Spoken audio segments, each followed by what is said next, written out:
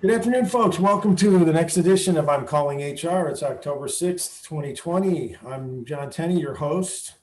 We're presented here by Employernomics and the PEO Matchmaker. We want to thank our sponsors, Employernomics, PEO Matchmaker, and Caraway HR, who my special guest knows, and we're going to talk about them maybe at some time during our show. And as far as our special guest, that would be Sean Meter with City National Bank, Commercial Banker 2.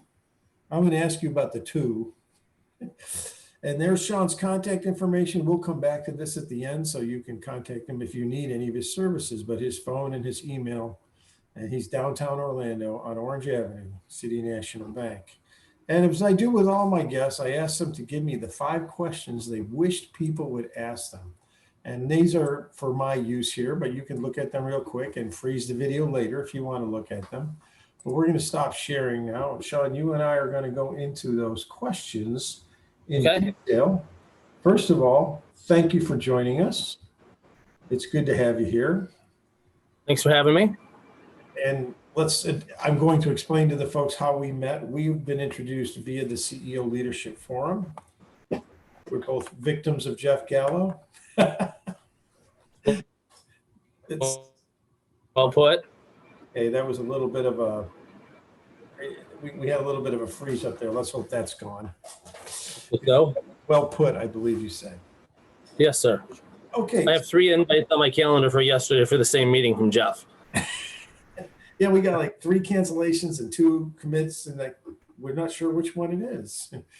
You always look, and then of course, group text. And I don't know if I think I told you how much I love group texts. It's always good times. I don't like. Someone finally figured out a way that I could silence them.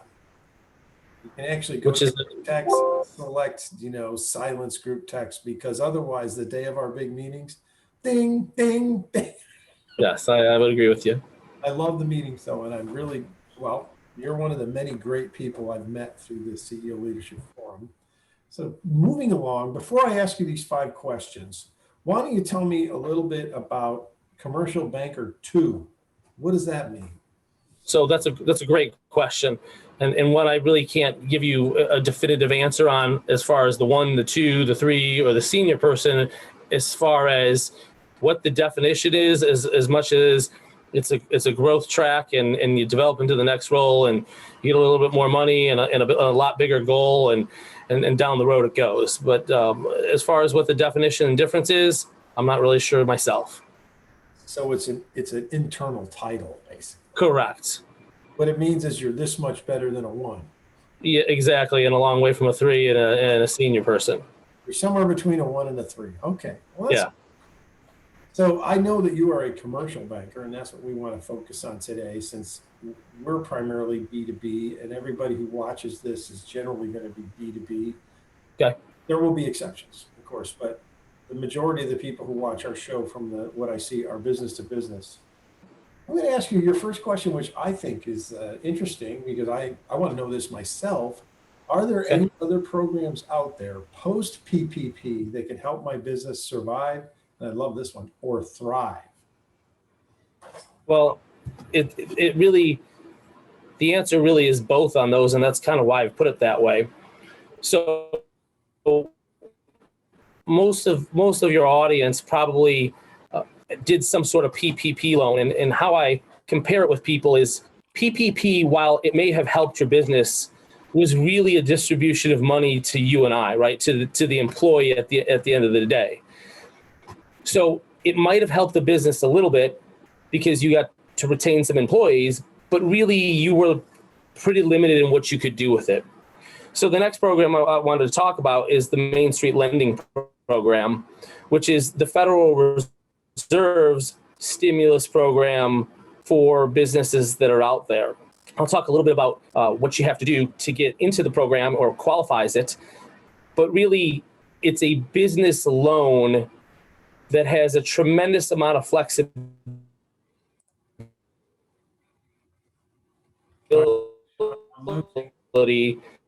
to help you survive. Okay. You locked up on me there at flexibility. Would you take it aboard? It's a business loan that has a little more flexibility and take it from there. Okay. So it has a little bit more flexibility than, say, the PPP loan that had forgiveness, but you were hemmed into what you could use it on, which is primarily employees. This program could help you survive. It could help you thrive. It's your loan. You can do what you want with it. So if you rent and you were looking to acquire your building and change the dynamics of your cash flow, you can do that. If you needed more equipment, you can do that. If you wanted to acquire another business, that's an option. So it's a business loan that is out there for you to use how you see fit. So a tremendous amount of flexibility to it.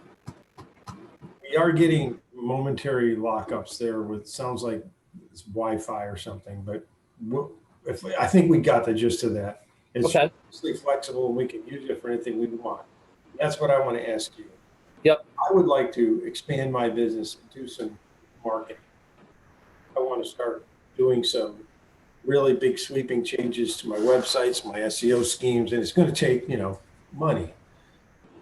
What do I need to qualify for this Main Street loan? Great question.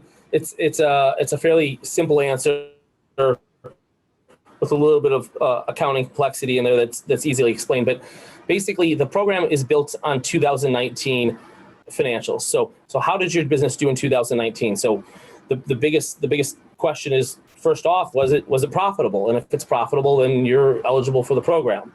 Now, the second part of it is the minimum loan size for the program is $250,000. Okay. Well, And how you calculate to get there, John, that time I lost you. and we're having some connection problems, but 250,000 is more than we do gross, in terms Okay. of income, from our commissions. I mean, our business obviously does way more than that in payroll, but the amount that we keep. Right. So, well, the loan minimum size is $250,000. Now, how you get there is based on there's a couple different programs, but in the new program, which is the smaller of the two, it's based on 4 times EBITDA, which, putting it for simplicity in a conversation for right now, think 4 times net income. And then we could look at some add backs to pump that up. So generally speaking, as a guide to give people an understanding, I tell people that if you have a $600,000 revenue business, you generally are probably going to make $60,000 or more in income. So that's kind of the jumping off point of where I say that the Main Street program starts to qualify the clientele that we can work with. There is some talk about some adjustments from the Fed, but as of now, there's no concrete movement on making leniency to that standard. Okay, good. I know some people I might be able to, so I'm going to keep that in mind. Now, you originally came from the equipment finance company, City National, before moving to the bank. How have you successfully managed the transition? So really to me, it's a learning curve. A big portion of why I made a career change to develop and learn. I was bored with what I used to do and was very successful at it, but I've been there, done that. So I moved over to the equipment finance company, which has been a tremendous learning curve for me. Very successful on that end. And when the opportunity came over to be able to move to the bank, here's another learning curve. So I came over at the right time. I've done a tremendous amount of PPP loans. Main Street is keeping me extremely busy. So it's the old adage of learning, from the, drinking from the fire hose. As every bit and piece that I can get, I try to learn, and that's really the push of my success is continuing to learn. We're getting it once in a while, a little interrupt, and I'm reminded of the old show Max Headroom. Right. Sorry if that might be on my end, and I apologize if it is. I Make that a little bit better. Okay. I'm sorry, folks, for the momentary interruptions, but still, we're getting the gist of it. So I do remember when I first talked to you, you said if it was yellow and on wheels, you were interested in it. That was the equipment financing, right? Correct. Which I still have access to. It's a tool that I have amongst many. I just don't exclusively focus on that as I used to. Which leads me into, well, actually, this was going to be my question, and it is yours too. Like, I know a lot of bankers, Sean. I'm always being introduced to bankers. Now, I think I know the answer to this question, but what makes you different? So there's holistically, it's gonna come from relationship. One of the reasons that I might have been having some streaming problems right there, talking to you is I've got the baseball game up on the other screen, so I had to close the baseball screen out. So while I'm sitting here on the Zoom call, I'm doing something else, just like probably everybody else is. They're working, watching baseball, doing whatever it is. So I'm very much like you. I didn't go dressed up for this call. If I have to go meet you and you're an attorney and you're going to be in a suit, I'll put a suit on. But I'm you. I'm going to try to to have that conversation with you. I didn't change the backdrop behind me. That's my house here, and my little voodoo doll from The Nightmare Before Christmas, standing there. But there's personality in what you get from me. But really, at the end of the day, although I'm in banking, I still consider myself to be a salesperson, right? I've been a salesperson from like the unicorn, right? So you get it. It's a unicorn. It's like a unicef, but it's a unicorn. A unicorn, okay. I like that. So really, my whole career has been in sales and going through really this PPP process and moving over to the bank and working on this Main Street loan. I mean, if any of you out there, hopefully Jennifer's listening. I mean, Jennifer, I think, would attest to it. You're going to get a response from me that's built on customer service because I'm built on sales. I'm not coming from the back office and built on credit. My first and foremost responsibility is to you, and my communication, I think you'll find, is excellent. And I think you'll be hard pressed to find anybody else in the banking world that has that view. Believe it or not, I understood 100% of every word you just said, because that is the key well, since I've been in business as many years, is the relationship I have with my banker. Because I happen to be at Regions right now, and I've told you, I don't particularly like Regions. I don't like their services. I don't like the green bicycles riding around on the TV ads, but what I do like, no, I don't, I think those are stupid, but okay. But what I do like is that I can call my banker and say, hey, I got charged for something, and he can take it off, or hey, I need this and that, and he can get it done. 15 years ago, I said, hey, I'd like a HELOC to wipe out my whole mortgage. It got done, which they can't do that now. Of course, now I'm locked into Regions because of that, because I've got a prime -1 HELOC for my whole house. Right. See, those are the kind of, and I understand what you're saying. If someone has a relationship with you, you can pull strings, push buttons, pick up a phone and call somebody and get something done or get something fixed, as long as we can get a hold of you. Is that kind of what you're saying? Yeah, very, very, very much so. You're going to call me, or you're going to include me in an email. Generally, there's really three of us. I kind of consider my frontline team. There's myself, there's Sherry Suarez, who's my customer service rep on the inside, and then there's Matt Farthenrod, who's my treasury management person, right? So those are our day-to-day people. But if you're talking to Matt, you usually copy me in. If you have a question and you don't know which one of us to go to, you come to me. I'm going to direct it, whether you call me, you text me, you email me. I'm not turning the phone off at 5:00. If I'm busy, you won't get an answer. But if I pick the phone up at 7 and I'm not busy and I see you call or email, you'll probably get a response from me. To me, there's not hours that you work. There's not hours that I work. It's just, when is it convenient to get an answer back? It doesn't close at X time. Right. So you're getting a person at the end of the day, and I think that's a lost program for two reasons. Number one, most people probably on this call are with a big bank, right? And you can really, as a general statement, you can never be big enough to really overcome the big bank situation that you're in. You're a number that calls a number. And number two, digital banking, right? Because you don't really need to go to the branch anymore. No, It puts the onus back on you, right? you answer text. Thank you. Yeah. It puts the onus back on you to have a relationship with the banker. So when you need something, you know who to call. Your banker can help you ahead of time. Even coming from the equipment finance world, I used to ask my clients, do you have a line of credit? And a lot of times I'd get the answer that no. And I'd say, why? And they're like, I don't need it. I'm like, go get it. And they're like, why? Because when you don't need it, it's pretty easy to get.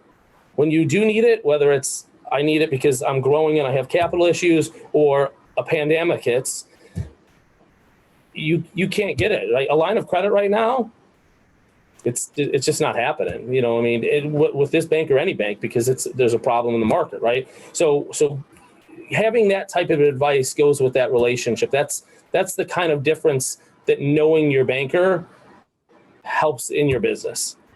I agree. That's one of the reasons I went for the HELOC, the home equity line of credit. And I also have a business line of credit because, like you said, equity is nothing, because when you need it, it doesn't count. Right? No, it's It counts. yeah. And oh, by the way, it's not fast. It's a line of credit. I do like the fact that nowadays you can just go onto the website.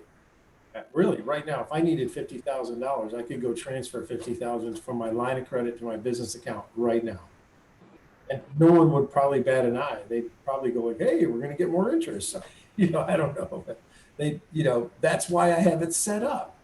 It's like you said, you have to have it there beforehand. It's the old say. And our business is like that too, Sean. I tell people, you're not going to, don't close the door after the horse left, the barn door after the horse is gone. We try to help people with their employees before they need the help. And Yeah. You're trying to help your clients with their finances and their credit and their money before they need it. Absolutely. That's very well put. It's and it's the relationship that gives us the opportunity to have those conversations, knowing your client. What max headroom on me, but I got it there. Conversations. That was so. You got to what I'm seeing.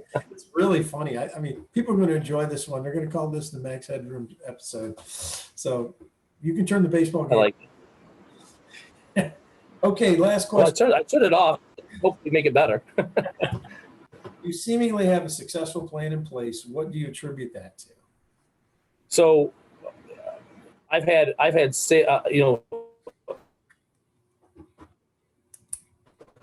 as I mentioned, I have sales my whole career, right?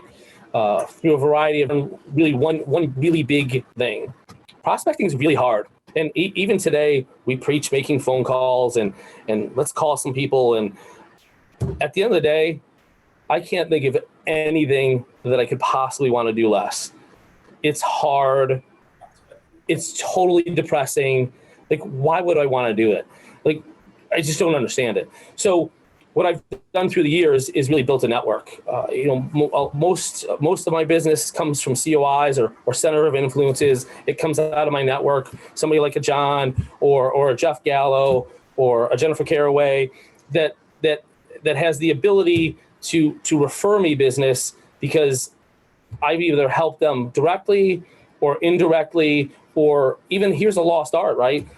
I can bring value to their client even though it doesn't benefit somebody directly, which is, to me, one of the best things I can do. I just shot you an email as we were warming up to introduce you to Ben Collins at Laughing a Samurai, who is a client of mine, and you were looking for some digital help on your marketing end, and let me help them. Let me help them.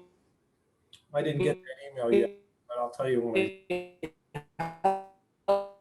Okay, Max. Two people that really, at the end of the day, okay, there's no direct dollars for me. Right. I don't know if you heard me. We were probably. I saw it freeze up a little bit, but at the end of the day, it's the network. It's the value of the network. It's helping people out because you can help them, not because I have to help them to help me. It just produces business that way. And that's really the basis of my success throughout my career. The business world is it's a round world. It's very small. I agree with what you're saying. If you're doing good things for other people. I'm an old, I've been gone 12, 14 years, but I used to be in B&I and a very successful B&I group. And that core of that group, we still do business together, but I still love this adage, givers gain. I still talk about that, givers gain. And if you live by that philosophy, business will find you. Emerson's law of compensation, you have to give before you get. Yes. Okay. Well, that was quick. You talk very fast. Okay. So I do want to, before we get out. I'm a Midwest guy, not a Southern guy.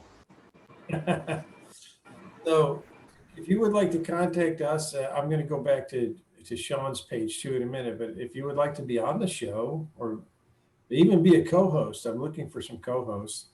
You can contact us at info@employernomics.com. We have a website contact form at employernomics.com.